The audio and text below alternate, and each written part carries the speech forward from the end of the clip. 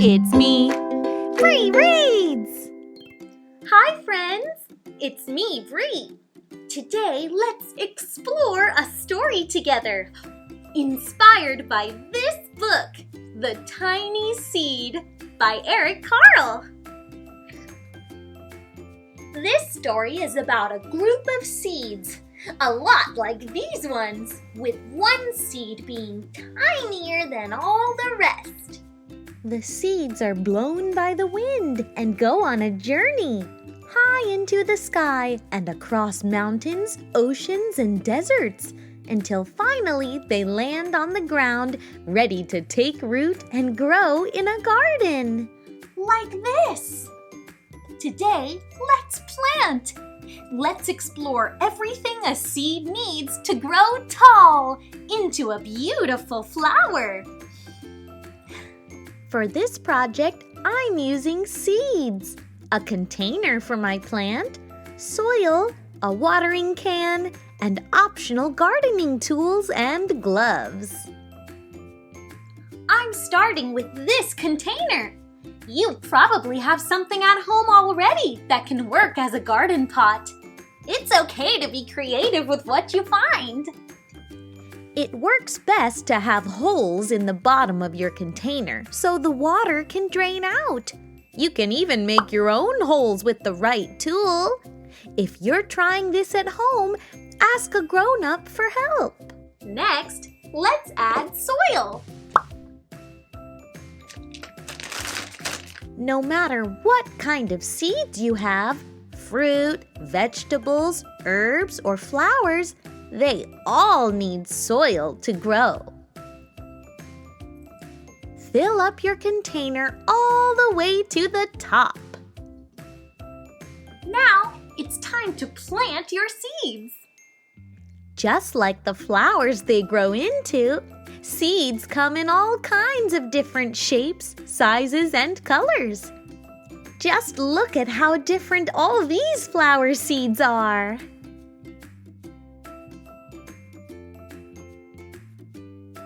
I'm planting mini sunflower seeds. The back of your seed packet will have lots of important information, like how deep to plant your seed. Mine said 1 inch.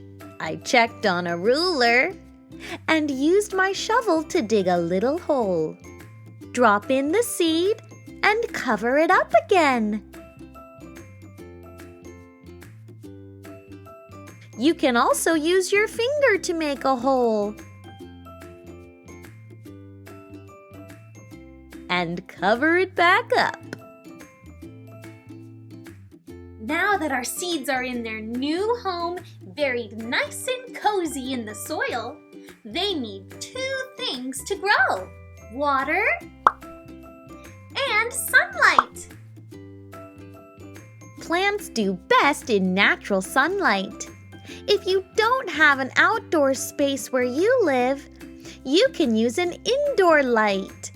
Over time, your seed will shed its shell, sprout, and little by little grow into a big, strong plant.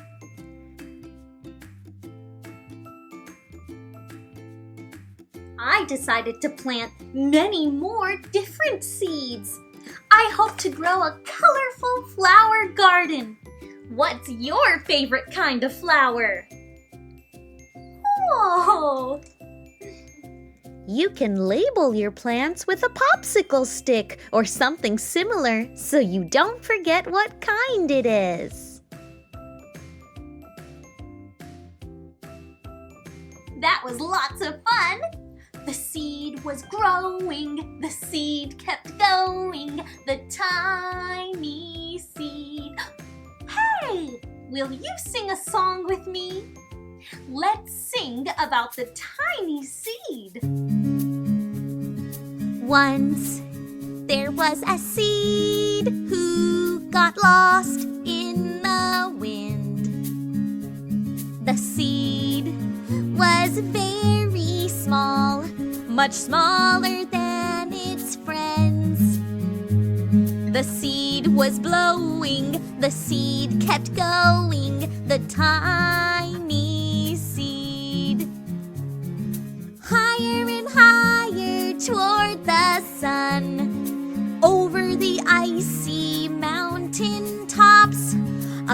the great ocean through the land, over the farmer's crops.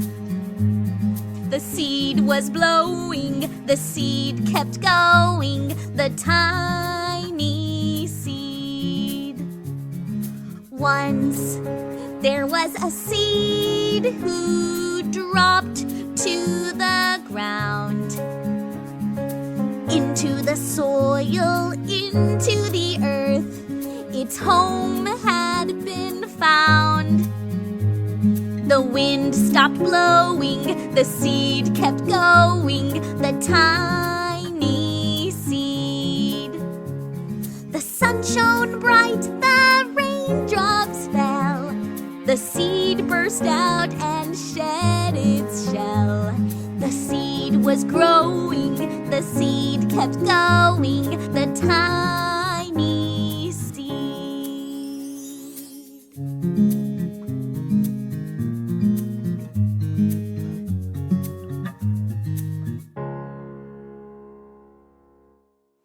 Thank you for singing with me. Flowers are so beautiful. They come in all kinds of different shapes, sizes, smells, colors, and patterns. Today, let's draw and design our own flowers, like this. First, I'll show you how to make the mosaic flower. You'll need paper, a black pen or marker to outline, and next, seeds, rice, lentils, beans, any kind of dry food you can find. Different colors are great. And last, glue. With your outlining marker, let's draw the flower. Find the center of your page and jump up a little.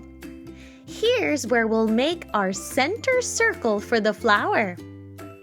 When you draw the circle, try to keep it small enough to fit inside your hand. Next, we'll draw the petals of the flower. We'll try to make them all about the same size. I'll start here and go around, boing, boing, boing, boing, and finish at the same spot I started. Next, the stem. Use your finger to see how big the stem should be.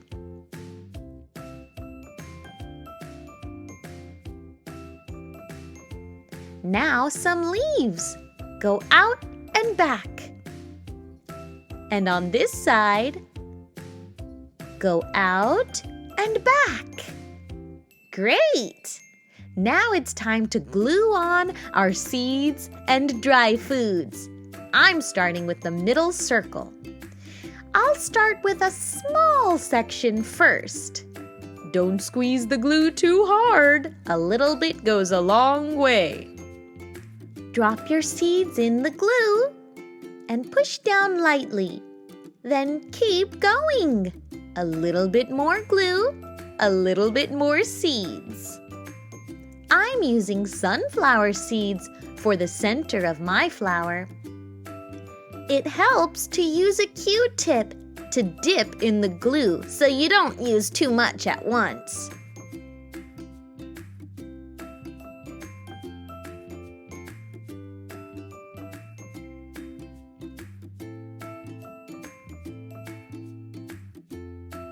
Now, one by one, we'll fill in the petals. Take your dry food and pinch just a little. Drop it on the glue. Slowly and carefully. It can get pretty messy. I just pour the extra back into the jar. Keep going. Little bit of glue, little bit of food. Little bit of glue, little bit of food. I'm using golden flax seeds for this petal. And this one is red lentils. Yummy!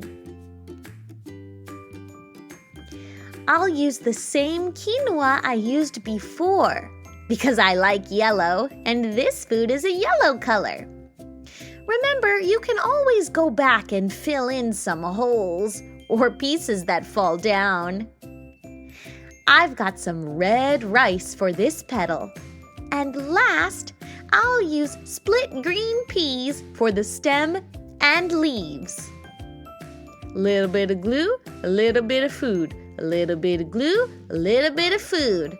There! I'll just fill in some last pieces. Ta-da! Maybe you just feel like coloring. Well, I'll show you how I like to color in this flower.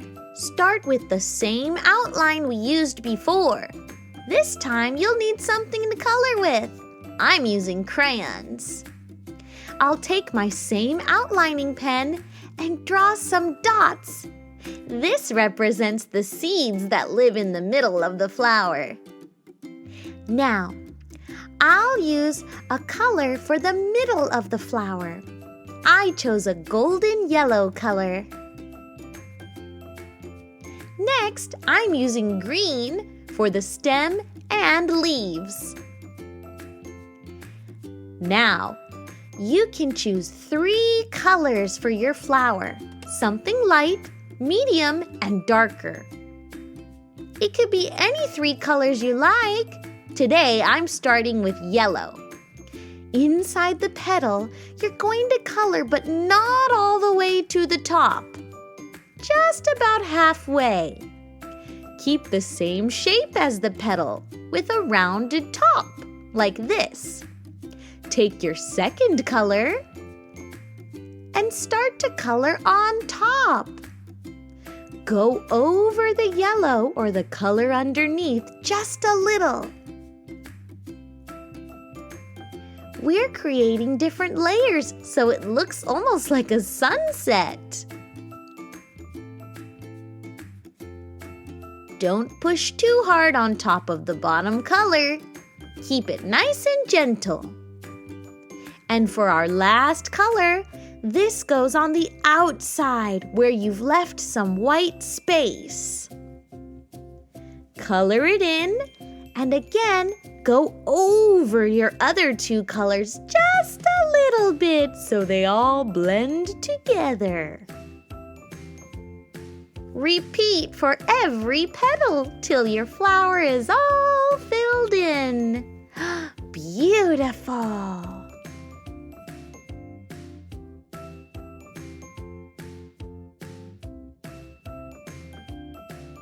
Thank you for drawing and creating with me. Whether you made a mosaic like this or colored in your flower with your favorite colors, I want to see your design. Use the hashtag #BriDraws on Instagram to show me. Together, we can make a whole garden. Thank you for exploring this story with me today. We planted seeds, sang a song, and drew a picture. There's a link in the description box to buy your own copy of this story. You can find me on Instagram. And please subscribe to my channel for more books and more fun. See you next time. Bye-bye.